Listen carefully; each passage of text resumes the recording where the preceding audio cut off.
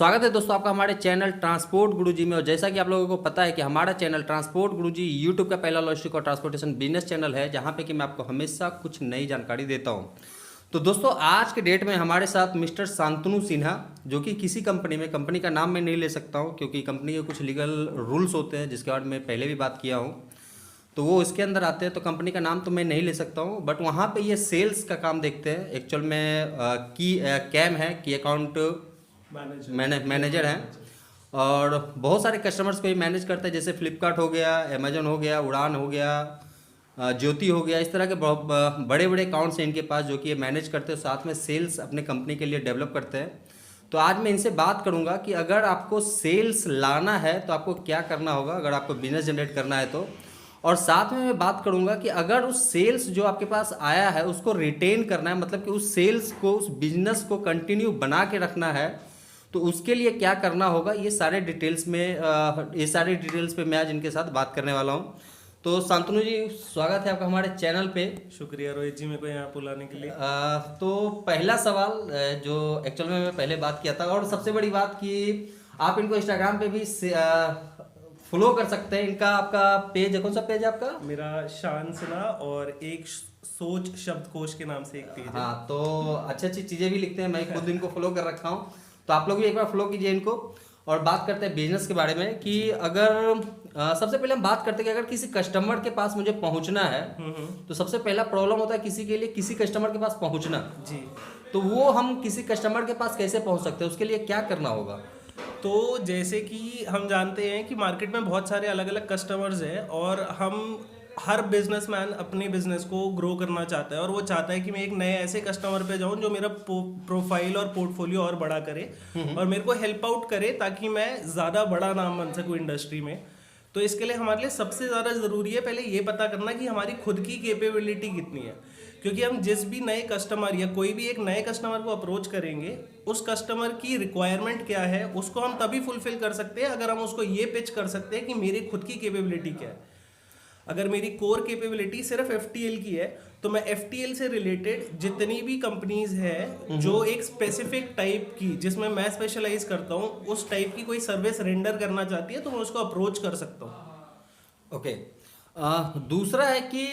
बहुत सारे business rules है जहाँ पे कि बात होता है क्वालिफाइंग का कि मुझे किस कस्टमर के साथ काम करना है, तो उसको हम क्वालिफाई कैसे कर सकते हैं, क्या क्या पॉइंट्स वहाँ देखने होते हैं? क्या हम हर कस्टमर के साथ बात कर सकते हैं या फिर कोई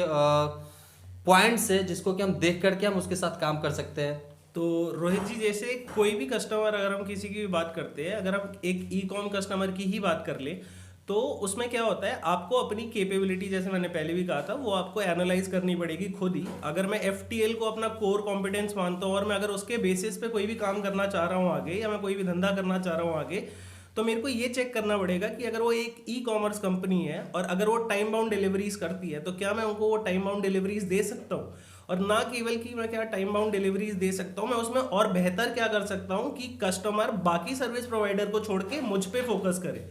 जिसकी वजह से वो मुझे धंधा भी ज़्यादा देगा, मेरा नाम भी होगा, और मेरी अगर सर्विस क्वालिटी अच्छी रही तो कस्टमर के एंड पे भी मेरा नाम इतना ज़्यादा हो जाएगा कि वो मेरे को धीरे धीरे करके अपने सारे रीजन्स का धंधा दे देगा। ओके।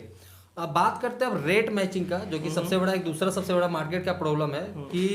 कस्टमर के साथ रेट बहुत सारे लोगों का मैच नहीं होता है, बहुत सारे ट्रांसपोर्टर्स का नहीं होता है। शायद आपके साथ भी ये प्रॉब्लम होता होगा, जगह होती है। तो इसको कैसे आप रेट मैचिंग कैसे कर सकते हो, कैसे क्या क्या देखते हो इसके लिए, रेट मैचिंग करने के लिए? तो कई बार क्या होता है, जैसे हम लोग ना बहुत ही सीधी अप्रोच लेके कस्टमर के पास जाते हैं कि अच्छा आपको यहाँ से यहाँ की गाड़ी चाहिए, अच्छा मैं एक वेंडर ढूंढ लेता हूँ इस लाइन का और मैं उसके हिसाब से रेट लेके आपको दे दूंगा अपना मार्जिन मार्कअप करके, और आप मेरे को धंधा दे दो। मगर एक्चुअल में वैसे काम नहीं होता। कई बार क्या होता है, कुछ लोग हमसे पहले से वहाँ काम कर रहे होते हैं, कुछ गाड़ी मालिक खुद वहाँ काम कर रहे होते हैं, जिसकी वजह से रेट बहुत डाउन जाता है। तो इन चीज़ों को ध्यान में रखते हुए कई बार हमें क्या करना पड़ता है, हम जो खुद गाड़ी मालिक हैं, जो डायरेक्टली किसी कंपनी के साथ गाड़ी नहीं लगाते, हम उनके साथ एसोसिएट करते हैं कि आप हमारे साथ गाड़ी लगाइए, हमें कम रेट में, मार्केट से सस्ते रेट में गाड़ी दीजिए ताकि हम आपको इंडेंट ज़्यादा देंगे। जहाँ गाड़ी मालिक को या जहाँ वेंडर को ये दिखता है कि उनकी गाड़ियाँ ज़्यादा चलेंगी, हमारे पास इंडेंट का फ्लो ज़्यादा है, तो वो हमारी तरफ आकर्षित होते हैं और वो हमें अपनी गाड़ियाँ कम से कम दामों में देते हैं। इसके अलावा कई बार क्या होता है, हम कोशिश अक्सर ये करते हैं कि जहां से गाड़ी जानी है हम वहां से सोर्स करने की कोशिश करते हैं, मगर एक इंसान इस चीज का दिमाग भी लगा सकता है कि जहां को गाड़ी जानी है वहां से भी तो किसी वेंडर की गाड़ी ऊपर की तरफ आ रखी होगी। तो क्यों ना हम वहां से सोर्स करें, क्योंकि जिस बंदे को, अगर मैं कहता हूँ किसी को अगर लखनऊ जाना है रुड़की से, और रुड़की में हमें गाड़ी बहुत महंगी मिल रही है, मगर हम किसी लखनऊ को वेंडर को या गाड़ी मालिक को फ़ोन करें जिसकी गाड़ी रुड़की की तरफ आके खड़ी हुई है मगर उसके पास लोड नहीं है, वो हमें मार्केट से सस्ती गाड़ी देगा, हमारा इंडेंट भी फेल नहीं होगा और हम कस्टमर को भी सेटिस्फाई कर पाएंगे। ओके, अब आते हैं थोड़ा सा मार्जिन के ऊपर कि दो तरह का बिजनेस इस पे काम करता है। एक होता है वॉक इन कस्टमर, जहाँ पे कि आप कैश का काम करते हो, बिल्कुल। दूसरा होता है क्रेडिट। हाँ जी। एज ए लॉजिस्टिक कंपनी में बात करो तो वहाँ पे थोड़ा सा मार्जिन ज़्यादा देखा जाता है, बट अगर मैं छोटे ट्रांसपोर्टर की मैं बात करूँ जो कि एसएमई के लेवल के ट्रांसपोर्टर है या फिर एमएसएमई के अंदर आते हैं, तो ऐसे ट्रांसपोर्टर को कितना मार्जिन रखना पड़ेगा अपने बिजनेस के लिए? ऑलमोस्ट कितने मार्जिन में वो काम कर सकते हैं ताकि वो मार्केट में रिटेन भी हो सके, प्रॉफिट भी उनको मिल सके और कस्टमर भी उनसे गाड़ी ले सके? देखिए, ये कुछ चीज़ें हैं जो एक्चुअल में जो सर्विस प्रोवाइडर है उस पर डिपेंड करता है। Okay. अगर तो आपका खुद का पूल पैसे का इतना बड़ा है कि आप रिस्क ले सकते हैं तो आप कम मार्जिन पे भी खेल सकते हैं। Okay. मगर अगर आप एक इन्वेस्टर बेस्ड कंपनी है या आपके इन्वेस्टर्स थोड़े बहुत से थोड़े ज़्यादा एडामेंट है कि नहीं आपकी मार्जिन आनी चाहिए, तो आपको उनकी आस्क और उसके अलावा कुछ परसेंट मार्जिन अपनी तरफ से बचाना पड़ेगा ताकि आप कंपनी में फॉर दी इन्वेस्टर्स विजन भी सस्टेन कर पाए और खुद एज अ ट्रांसपोर्टर भी सस्टेन कर पाए। ओके, अब बात करते हैं गाड़ी लगाने के ऊपर कि जैसे हमने सारा काम कर लिया, बिजनेस फाइनलाइज कर लिया, कॉन्ट्रैक्ट बना लिया, इंडेंट भी आ गया, क्या कभी ऐसे कितने चांसेस है मार्केट में कि जो टाइम दिया जाता है गाड़ी को प्लेस करने का, जो टाइम दिया जाता है, अगर उस टाइम पे गाड़ी प्लेस नहीं हो पाता है तो क्या ऑर्डर उनके हाथ से निकल सकता है, बिजनेस उनके हाथ से निकल सकता है? ऐसा कुछ मार्केट में क्योंकि बहुत सारे लोगों का मेरे पास क्वेश्चन आता है इससे रिलेटेड कि सर मेरा गाड़ी अगर टाइमली प्लेस नहीं होता है तो मुझे ऑर्डर मिलना बंद हो जाता है, तो ऐसे कितने चांसेस है? अच्छा, एक्चुअल में अगर आप सिर्फ अपनी प्लेसमेंट के हिसाब से देखें तो 90% बारी में ये होता है कि अगर आप गाड़ी डिले अगर पहुंचाते हैं तो आपकी गाड़ी का इंडेंट कैंसिल हो जाता है, क्योंकि कस्टमर के लिए सबसे ज़रूरी है उसका टाइम सेव होना। Okay. जो भी उसके लिए सबसे पहली गाड़ी लगाएगा वो उसके लिए सबसे ज़्यादा किफ़ायती रहेगा और वो कोशिश भी यही करेगा कि मैं इसी से गाड़ी लूँ। अब रही बात, क्या हर बार यही होता है कि आपकी गाड़ी लेट पहुंचेगी तो वो कैंसिल होगी? इसका जवाब है नहीं, क्योंकि ये सिर्फ इस पे डिपेंड नहीं करता कि आपकी गाड़ी कब पहुंची, इस पे भी डिपेंड करता है कि आपके रिलेशन आपके कस्टमर के साथ कितने अच्छे हैं, कितना आपका भाईचारा अच्छा है, जिसके चलते कस्टमर आपको वेवर दे सकता है इस चीज़ का कि हाँ ठीक है यार, तुम, हाँ हो सकता है तुमने मेरी गाड़ी समय पे नहीं लगाई मगर तुम पहुंचाते समय पे हो, मेरे को पूरी ट्रांजिट टाइम में कोई दिक्कत नहीं आती, तुम अपने काम को इतना सीरियसली लेते हो कि तुम खुद प्रोएक्टिव होकर मेरे को आगे से अपडेट देते हो और मेरे को पूछना नहीं पड़ता। तो इसके बेसिस पे भी कस्टमर एक्सपीरियंस बहुत ज़्यादा मैटर करता है और कस्टमर एक्सपीरियंस के चलते आपके जितने इंडेंट्स आते हैं, आपके पास जितना धंधा आता है, वो डिपेंड करता है। ओके, इसके बाद का सवाल है कि जो गाड़ी में लोड करवा दिया हूँ, अगर वो निकला है कहीं के लिए, तो ट्रैकिंग का सबसे अच्छा साधन क्या हो सकता है गाड़ी के ट्रक को ट्रैक करने का? देखिए, इस सवाल पे अलग अलग लोगों के अलग अलग विचार रहते हैं, मगर अभी तक अगर हम ये देखें कि अगर हमारी खुद की गाड़ी है तो अगर उसमें जीपीएस इंस्टॉल्ड हो वो सबसे बेस्ट है, हमें फीड देता है। ओके, बात करते हैं अब रिटेंशन का, क्योंकि बिजनेस आ गया, अब ये बिजनेस हो सकता है हाथ से चला जाए, तो ये कस्टमर को रिटेन करने के लिए, मतलब कस्टमर को अपने कंपनी में जोड़ के रखने के लिए ताकि मुझे बिजनेस कंटिन्यू वहां से मिलते रहे, इसके लिए क्या करना होगा? तो अगर मैं किसी भी कस्टमर की बात करता हूं जो मुझे लगता है कि मेरी कंपनी के लिए बहुत अच्छा है और मैं चाहता हूं कि मैं उसको रिटेन कर सकूं, आज के लिए नहीं, कल के नहीं, एक बहुत लंबे समय के लिए, मेरे लिए सबसे ज़्यादा ज़रूरी है उसकी नीड को, उसकी आस्क को समझना, क्योंकि अगर मैं समझूंगा नहीं कस्टमर को क्या चाहिए, मैं ऑब्वियसली गलत डिलीवर करूंगा और जब मैं कुछ गलत डिलीवर करूंगा वो कस्टमर का एक्सपीरियंस ख़राब ही करेगा। उसके अलावा कस्टमर की नीड अगर मैंने एक बार में समझ ली, मेरे लिए ये समझना बहुत ज़्यादा ज़रूरी है कि अगर ये काम इस रास्ते इस तरीके से नहीं हुआ तो वो दूसरा तरीका क्या होगा जिससे मैं उसकी आस्क पूरी कर पाऊंगा। यानी अगर मैं एक सिंगल एक्सेल का मेरे पास ऑर्डर आता है और कस्टमर के लिए वो डिलीवरी बहुत ज़्यादा ज़रूरी है और मैं अगले दिन तक सिर्फ एक सिंगल एक्सेल गाड़ी ढूंढ रहा हूँ और मेरे को गाड़ी नहीं मिली, तो क्या मैं उस कस्टमर के पास वापस जाके ये बोलूँगा सर गाड़ी नहीं मिली,